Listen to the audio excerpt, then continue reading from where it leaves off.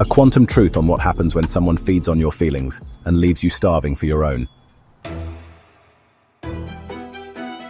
Let me tell you something that no therapist, no preacher, no polished motivational speaker will say to your face. Some people were never in a relationship with you. They were in a relationship with your nervous system.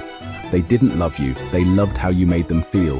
And when your energy started to run dry, when your soul started limping instead of sprinting, they called you cold, distant, too emotional, or not who you used to be. But what really happened? They lost their food supply. They weren't loving you, they were feeding off you. Let me define it for you, crystal clear. Emotional cannibalism trademark is when someone uses your emotions, presence, validation, or empathy as a meal, while never offering their own in return.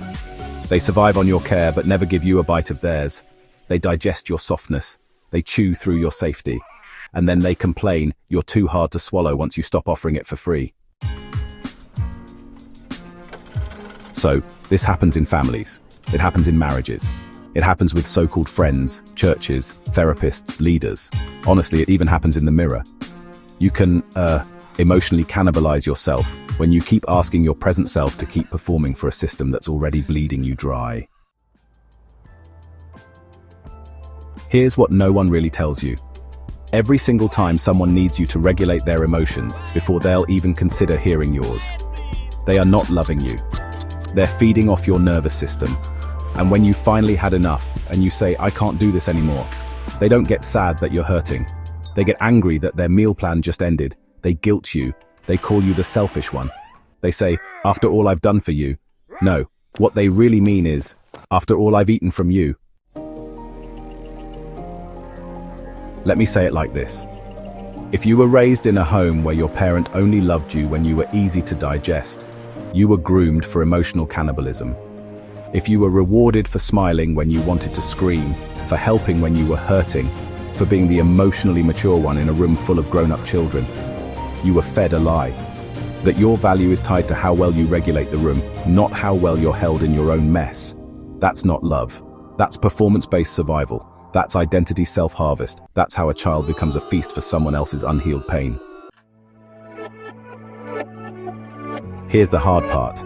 You've probably been both the meal and the monster. Because when you're raised on emotional starvation, you don't know how to feed yourself.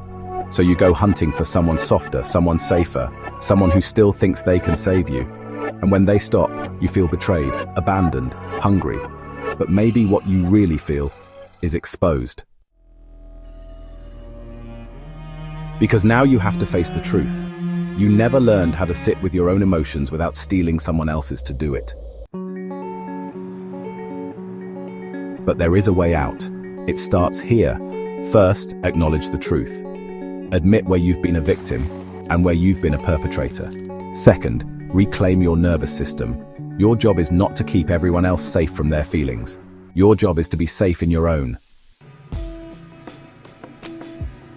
Stop serving your soul on a platter. Let people earn access to your depth. Emotional availability is not a buffet. It's a sacred offering. Learn to feed yourself. No one else is coming to save you. But you, the real you, can rebuild the table you were never invited to. Quantum truth, right? When people say they miss the old you, what they often mean is they miss the version of you that fed them for free. And, you know, if you've been feeding others while starving yourself, if your empathy has become a currency that no one ever repays, if your silence has become the meal and your boundaries the enemy, then let me say this as clear as I can. You are not the villain. You're the recovery. You're the reckoning. You're the one that finally said, no more. I'm not feeding ghosts while I bleed out in the kitchen. It's time to eat, not be eaten. Your heart is not a buffet, your soul is not a sacrifice. Welcome home. Brought to you by the Institute for Quantum Behavioral Psychology, creators of Thanks, Adapt, the Mindless and Mindful Committee, the Time Traveler, and Identity Cannibalism.